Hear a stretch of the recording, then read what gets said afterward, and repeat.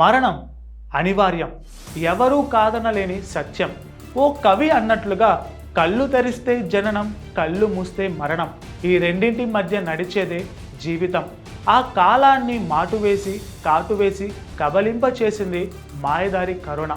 ఇది సహజ పరిమాణంలో భాగమో, లేక మానవ నిర్మితమో, లేక మానవ ప్రయోగమో, లేక జీవ సాంకేతిక ఆయుధమో తెలియదు. కానీ అమెరికా నుంచి ఆఫ్రికా వరకు, ఇండియా నుంచి ఈజిప్ట్ వరకు ఎల్లలు లేకుండా లోకమంతా సమభావం చూపిస్తూ విలయ తాండవమాడింది. కరోనా తీసుకొచ్చిన సంక్షోభం లెక్కలేనంత నష్టాన్ని తీసుకొచ్చింది. ఇప్పటికే ఈ వ్యాధి బారిన పడి లక్షలాది మంది మరణించగా కోట్లాది మంది పాజిటివ్గా తేలారు. 2019లో చివరి రోజుల్లో వెలుగులోకి వచ్చిన ఒక కొత్త వైరస్ క్రమంగా ప్రపంచం మొత్తాన్ని స్తంభింపచేసి 2020లో మానవాళి మొత్తాన్ని ఇళ్లకే పరిమితం చేసింది. కదిలితే ఎక్కడ కబలిస్తోందనే భయం, ఎవరినైనా తాకుదామన్నా, సొంత వాళ్ళతో తనివి తీరా మాట్లాడదామన్నా కుదరని దుస్థితి. పలు దేశాలలో సెకండ్, థర్డ్, ఫోర్త్ వేవ్లు కూడా వచ్చి జనాలకు కంటి మీద కునుకు లేకుండా చేసింది. వ్యాక్సిన్లు వచ్చి భరోసా వచ్చే వరకు యావత్ ప్రపంచం భయం గుప్పిట్లో జీవనం సాగించింది. సరిగ్గా 5 ఏళ్ల క్రితం ఇదే రోజున, అంటే 2020 మార్చి 11వ తేదీన ప్రపంచ ఆరోగ్య సంస్థ కరోనాను గ్లోబల్ పాండమిక్గా ప్రకటించింది.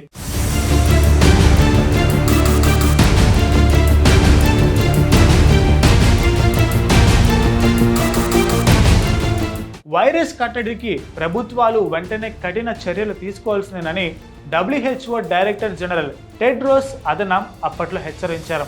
లేదంటే మహా ఉత్పాతం తప్పదని తేల్చి చెప్పారు. భారత్లో మొదటి కేసు 2020 జనవరి 30వ తేదీన నమోదైంది. వైరస్కు కేంద్రంగా భావిస్తున్న చైనాలోని వుహాన్ నగరం నుంచి వచ్చిన కేరళ విద్యార్థులు దీనిని గుర్తించారు. ప్రారంభంలో కేసులు తక్కువగానే నమోదయ్యాయి. మార్చి ఆరంభం నాటికి వైరస్ మరిన్ని దేశాలకు విస్తరించింది.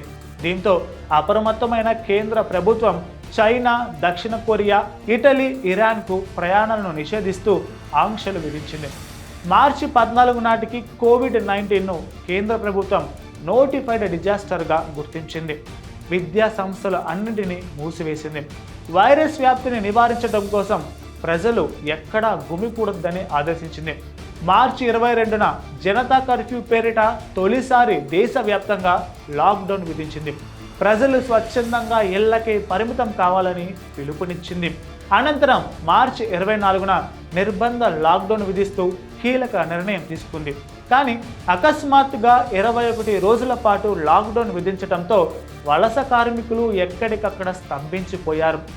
ఏప్రిల్ నాటికి దేశంలో వైరస్ మరింత వేగంగా వ్యాపించింది.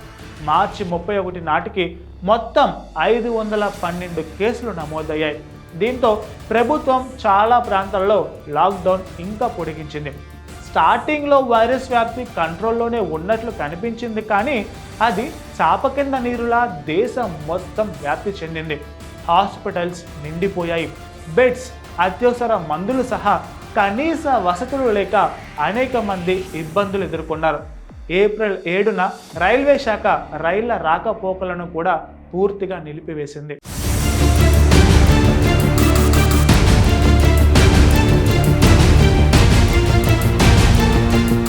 75 రోజుల లాక్డౌన్ తర్వాత జూన్ నుంచి క్రమంగా కార్యకలాపాలు ప్రారంభమయ్యాయి.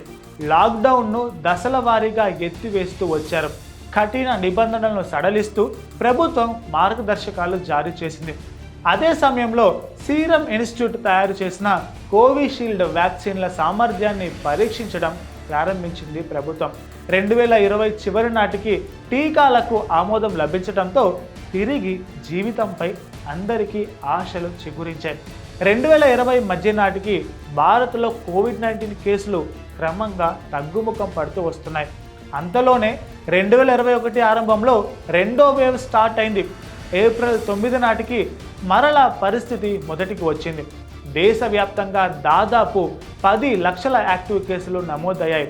హాస్పిటల్స్, వైద్య ఆరోగ్య వ్యవస్థలు మళ్ళీ ఒత్తిడిలోకి జారుకున్నాయి. ఆక్సిజన్ సప్లై, మందులు సరిపడలేక అనేక ఇబ్బందులు ఎదురయ్యాయి. అనంతరం భారత్ సత్తాను ప్రపంచానికి చాటి చెప్పింది కరోనా. వైద్య రంగంలో విప్లవాత్మక మార్పులకు బీజం వేసింది.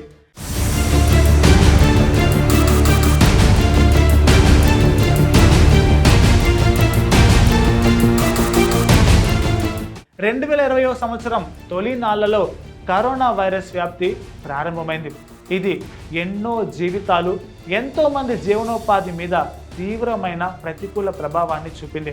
కోవిడ్-19 టీకా వస్తుందనే ఆకాంక్షతో ఆశాజనకంగా స్వేచ్ఛ ప్రపంచం దిశగా 2021 కొత్త సంవత్సరం ప్రారంభమైంది. ఈ నేపథ్యంలో అభివృద్ధి చెందిన అనేక దేశాలకు సైతం ప్రయోజనం చేకూర్చే విధంగా అద్భుతమైన భారతీయ శాస్త్రీయ విజ్ఞానం ముందడుగు వేసింది. ప్రపంచంలోని చాలా దేశాలకు ఉచితంగా కోవిడ్ వ్యాక్సిన్ అందించి భారత్ అంటే ఏంటో నిరూపించింది. భారీ వ్యాక్సినేషన్ ప్రోగ్రాంను కేంద్రం ప్రారంభించింది. ముందుగా వృద్ధులు, వయోజనులకు ఉచితంగానే వ్యాక్సిన్లను అందజేసింది ప్రభుత్వం. తరువాత పిల్లలకు కూడా దాన్ని పొడిగించింది. ఇలా కరోనా వైరస్ వెలుగులోకి వచ్చిన తొలి నాళ్లలో ప్రపంచంతో పాటు భారత్ అనేక ఒడిదుడుకులను ఎదుర్కొంది. అదే సమయంలో తన శక్తి సామర్థ్యాలను చాటింది. విపత్తు ఎంత తీవ్రమైనదైనా కలిసికట్టుగా పోరాడితే కట్టడి చేయొచ్చని నిరూపించింది.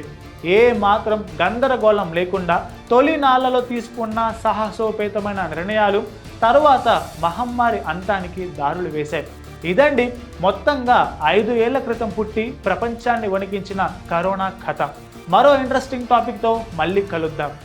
Please subscribe to the channel and download the Politicos app from the links in the description.